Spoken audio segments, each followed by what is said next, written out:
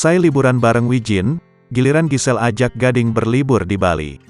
Pasca sempat unggah momen liburan bareng Wijaya Saputra alias Wijin, kini penyanyi Gisela Anastasia alias Giselle giliran berlibur bareng Gading Marten. Tak cuma berdua, Giselle dan Gading juga bersama putri mereka, Gempi dan sejumlah kolega.